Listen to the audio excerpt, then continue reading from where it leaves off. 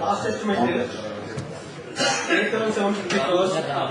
దీంట్లో 8,750 crores civil works లో garages, head works, special mains. Garage అంటే ప్రణాళిక మీద ఉన్న గ్యారేజ్ కాస్ట్ కూడా కలిపి 500 కోట్లు. హెడ్ వర్క్స్, స్పెషల్ మెయిన్స్ అంటే పైప్ లైన్లు, gravity canals, tunnels, balance reservoirs అంటే సుమారు 25 బ్యాలెన్స్ రిజర్వాయర్స్ పెట్టాం కొత్తవి. దానికి 500 కోట్ల ప్రొవిజన్ పెట్టాం. కెనాల్ సిస్టమ్ టోటల్ ఆయకట్టుకు 15,000 లక్షల ఎకరాల ఆయకట్టుకు స్టెబిలైజేషన్ కాక దానికి కూడా సుమారు 15,000 కోట్లు అంటే సుమారు 22,000 కోట్లు కెనాల్ సిస్టమ్ పెట్టాం. ఇదంతా కలిసి 8,050 కోట్లు అయింది. ఎలక్ట్రోమెకానికల్ వర్క్స్ అంటే pumps, Motors, transmission lines, sub stations ఎక్కడైతే పంపింగ్స్ అవసరం ఉంటాయి అక్కడ ఇవన్నీ అవసరం ఉంటాయి. వాటికి 2.25 crores మనకు మెగావాట్ అంటే 4,500 crores దీంట్లో పెట్టాము. ల్యాండ్ కాంపన్సేషన్ కు 750 కోట్లు పెట్టాము. ఓన్లీ కెనాల్స్ కు స్మాల్ రిజర్వాయర్స్ అవుతుంది. ఇవన్నీ కావాలంటే 14,000 కోట్లు అవుతుంది. ఇక్కడికి 2,000 మెగావాట్ పవర్ స్టేషన్ కు 9,000 కోట్లు. ఇది మా ఫ్రెండ్స్ జెన్కో వాళ్ళని అడిగి వాళ్ళ కాస్ట్ అనాలిసిస్ ప్రకారంగా తీసుకున్నారు. ఈ స్టేషన్ ఎక్కడ పెట్టాలని అడుగుతున్నారు. ఇప్పుడు కరీంనగర్ దగ్గర కూడా gas base power station 2,000 megawatt అది కానీ ఇక్కడ ప్రపోజ్ చేసుకోవచ్చు. ఈ cost per acre 1.1 lakh per acre వస్తుంది. Requirement of power is 2,000 megawatts.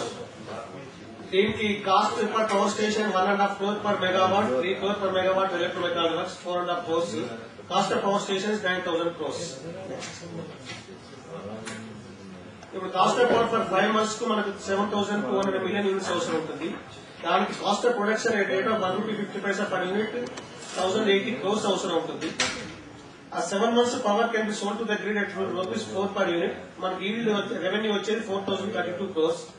ఈ 7 months లో ప్రొడ్యూస్ చేయడానికి 1,512 కోట్లు అవసరం ఉంటుంది. కాబట్టి net revenue in 7 months is 2,520 crores. Hence power cost of the scheme is replaced with the surplus of ₹1,440. 2520 minus 1,080, 1,440 crores వరకు scheme కి మిగిలిపోతుంది. ఇప్పుడు మన స్కీమ్ లో కంపేర్ చూసుకుంటే Polavaram HNSS 1.04 without power station, GNSS 1.538, Pulivendula 1.8, GLS అంటే దేవాదుల 1.14, మహాత్మా కల్వకుర్తి 1.029, భీమా 0.8, Nettempadu 0.75, కోయిసాగర్ 0.78, Pranahita Chevella without power is 0.67 అంటే అన్నిటికన్నా తక్కువ ఇదే వర్కౌట్ అవుతుంది. With power station is 1.1.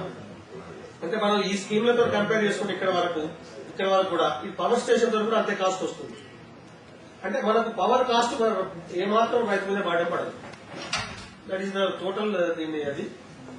Thank you. ఇక్కడ నుంచి చేయడానికి మనం మొత్తంగా రిజర్వాయర్ ద్వారా ఎన్ని టీఎంసీ అనేది స్టోర్ చేసుకునే ఆస్కారం ఉంది. టోటల్ అంటే మిడిమాలది కాకుండా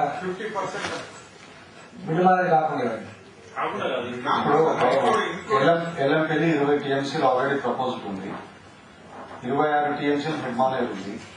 45 TMCలు ఆల్రెడీ స్కీమ్ లో ప్రపోజల్స్ ఆల్రెడీ వర్క్ కూడా వాళ్ళు టేకప్ చేస్తారు.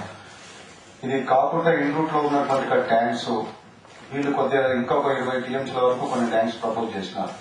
మొత్తం మీద 80 TMCలా సార్? 80 చేసినారు. మొత్తం 80 ఇప్పుడు డ్రింకింగ్ వాటర్ అవసరం సమ్మర్లే ఉంటుంది. యాక్చువల్ అగ్రికల్చర్ నీళ్ళు అవసరం సమ్మర్లే ఉంటుంది.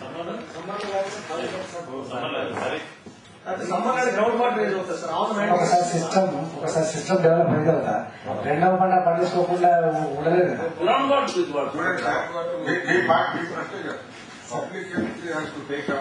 The allocation drinking water is that it is for them to come up with some of the reservoirs.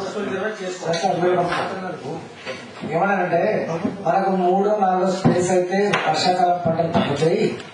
ఈ నీళ్ళన్నీ కూడా సెకండ్ పంట కోసం ఉపయోగపడతాయని ఇప్పుడు మాట అన్నారు. 3 to 4 స్పేస్ 2 to 3 స్పేస్ వాళ్ళు చెప్పింది మొత్తం నీళ్ళు తెచ్చేది. నేను ఆల్మోస్ట్ 300 TMC పైన చెప్పాను. అంటే ఒక 4 నెలలు అంటే 120 రోజులు. 120 రోజులు అంటే 2 TMC చొప్పున పట్టుకు రావాల్సింది. అంటే 22,000 క్వశ్చన్ దేవాలి పర్ డే. అంతే కదా సార్? సార్